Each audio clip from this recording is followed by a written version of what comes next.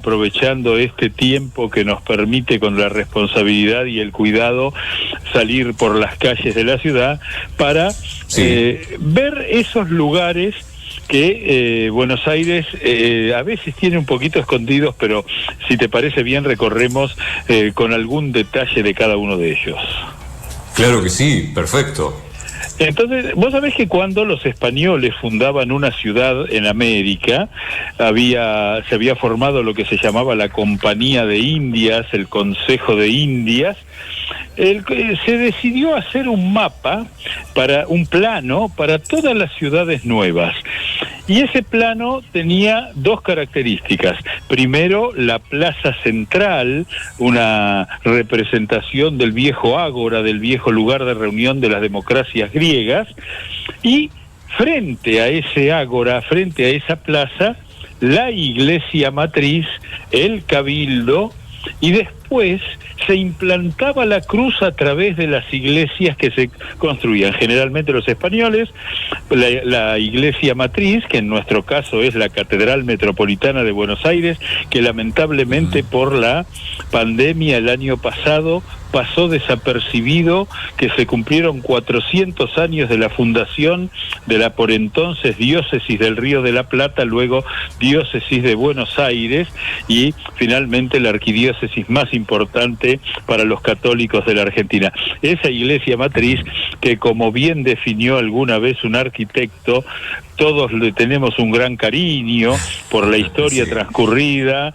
por la presencia del mausoleo del Libertador San Martín, pero que si la describimos arquitectónicamente es como un templo griego que nos deja pasar a través de puertas paraguayas a un vestíbulo francés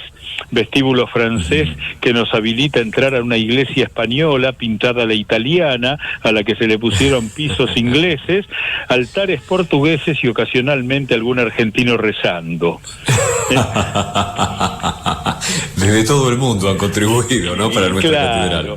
Esto que, digamos, desde el punto de vista arquitectónico es una iglesia muy ecléctica, que tuvo 7 etapas diferentes de construcción y que, bueno, uno le tiene cariño. Ahí, si alguien se da una vuelta por la catedral, un detalle que vale la pena ver. Uno se ubica en el fondo de la iglesia, recordemos que el frente de las iglesias es donde está el altar. Uno se ubica en la puerta, justito, entre las dos puertas principales, y mirás para el altar y te muestra como un desvío. La iglesia, como se construyó a lo largo del tiempo y con bastante malos materiales de construcción, tiene una forma abananada, con un desvío de 1,50 m respecto del frente, en el testero, en la cabeza de la iglesia, que es donde está el altar, hacia la derecha. Y eso se puede contemplar a simple vista. Ahí tenemos una iglesia preciosa, donde quizá lo más impresionante es el enorme piso veneciano, millones de teselas, una puesta al lado de la otra, que a lo largo de 10 años le han dado esa conformación muy interesante y muchísimos detalles. Pero si tomamos la iglesia matriz y nos vamos, que es la Catedral de Buenos Aires, esquina de Rivadavia y San Martín, y nos corremos hasta la esquina de Rivadavia y 25 de Mayo, hoy nos encontramos el Banco de la Nación Argentina, pero Garay destinó ese lugar para los jesuitas. Ahí estuvo incluso el primer camposanto que tuvo la ciudad. Y después, hablábamos del clero que tomaba la iglesia matriz, siempre se instalaban cuatro órdenes religiosas que en el caso de Buenos Aires resultaron sorteados: los franciscanos, los dominicos, los mercedarios y los jesuitas.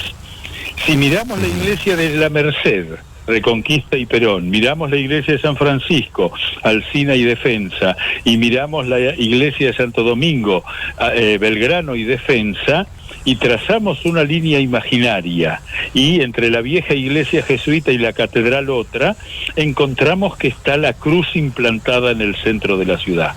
Esto lo hacían los españoles como una forma de evangelizar territorialmente, y en todas las ciudades argentinas y las ciudades americanas de la época española vamos a encontrar lo mismo.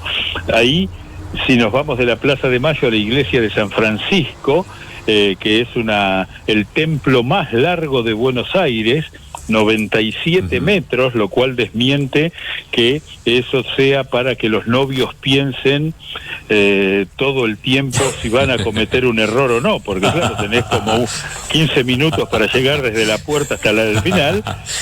Eso, curiosamente, lo vamos a negar porque es la iglesia de Buenos Aires en la que más matrimonios se han celebrado en proporción a la población a lo largo de la historia. Esa iglesia que en la colonia tiene el enorme valor de ser una iglesia de una sola nave con muchísima altura, está ahora luciendo perfectamente luego de una restauración que lleva varios años y que queda muy bien. Ahí, enfrente la capilla de San Roque, en el mismo terreno, único terreno religioso en Buenos Aires donde hay dos capillas, dos iglesias que corresponden a dos órdenes religiosas. En una la primera orden franciscana, en otra la tercera. Si seguimos caminando 2 cuadras nos encontramos con Santo Domingo, ahí ese convento histórico donde está sepultado Manuel Belgrano y están las réplicas de las balas recibidas en la época de las invasiones inglesas en uno de los campanarios. Nos vamos hacia el sur, yendo hacia el norte la iglesia de la Merced, una iglesia que nos muestra en su fachada el juramento de Belgrano a la Virgen de la Merced antes de la batalla del 24 de septiembre de 1812, un templo también de la época colonial con una decoración muy profusa de fines del siglo XIX, y San Ignacio, la más antigua de las iglesias, que vos me dirías, pero ¿no era que estaba en la esquina de Rivadavia y 25 de Mayo? Un derrumbe de la barranca del río provocó que a los jesuitas le cambiaran ese terreno por otro ubicado en lo que hoy es la Manzana de las Luces, donde está la iglesia de San Ignacio, la más antigua construcción religiosa de la ciudad. Una de sus paredes comenzó a construirse en 1690, y es un modelo barroco precioso que vale la pena conocer.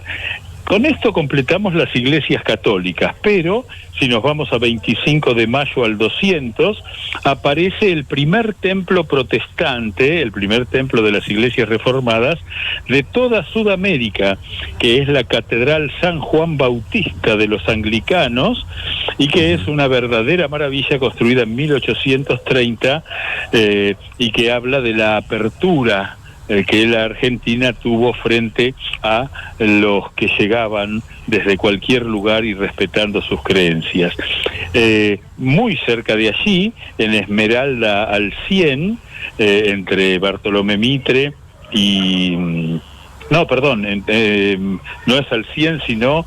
entre Bartolomé Mitre y Perón, ahí se encuentra la Iglesia Luterana Alemana, la primera iglesia luterana de Buenos Aires, una iglesia de más de 160 años como construida y que tiene una maravillosa conformación.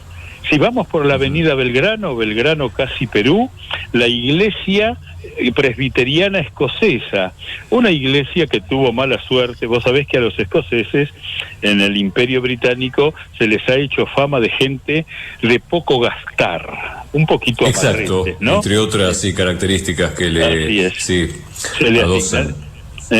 La cuestión es que en ese lugar ellos construyeron su primera iglesia en Buenos Aires en piedras, y entre la antigua Rivadavia y Victoria, hoy Hipólito Yrigoyen. Se hizo la Avenida de Mayo, les demolieron la iglesia para hacer la Avenida de Mayo.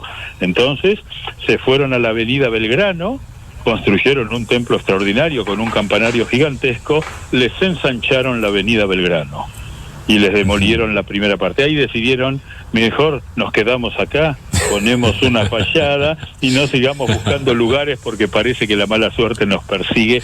Una de las más bellas iglesias de Buenos Aires, vale la pena visitarla. Y así, si nos vamos un poquito más para San Telmo, hacia el fondo, en Carlos Calvo al 200, la iglesia dinamarquesa, la iglesia luterana danesa, una verdadera maravilla arquitectónica que tiene una curiosidad. Todas las iglesias dinamarquesas suelen tener un barco que representa a la iglesia que está colgando en el centro de la nave. Bueno, en esta iglesia hay una réplica del Copenhague, que era el buque escuela de los dinamarqueses, que llegó a Buenos Aires en 1923, que estaba con todos los tripulantes que se formaban como marineros. No olvidemos que los daneses son los descendientes de los vikingos. Claro. Fueron a rezar a esa iglesia que por entonces estaba en construcción, los recibió el presidente de la República, que era don Marcelo Torcuato de Alvear. Ese barco salió de Buenos Aires y nunca jamás se supo más de él. Una tragedia del mar, de esas que son recordadas y que generalmente en tierra de marineros es más común que en otras tierras que tenemos menos tradición naval. Entonces los daneses de Buenos Aires colocaron una réplica de ese buque en la nave para representar no solo las alegrías, sino también las tristezas. Y si hacemos unas cuadritas más allá, tenemos la iglesia Catedral Ortodoxa Rusa de la Santísima Trinidad. Alguna vez que hemos transitado caminando por San Telmo, la encontramos allí en la avenida Brasil frente al Parque Lezama. Esa fue la primera catedral ortodoxa que hubo en toda América, y está ahí una obra maravillosa. Y si nos vamos por el Bajo, llegamos a Garay y a Sopardo, y ahí nos encontramos con la iglesia luterana sueca.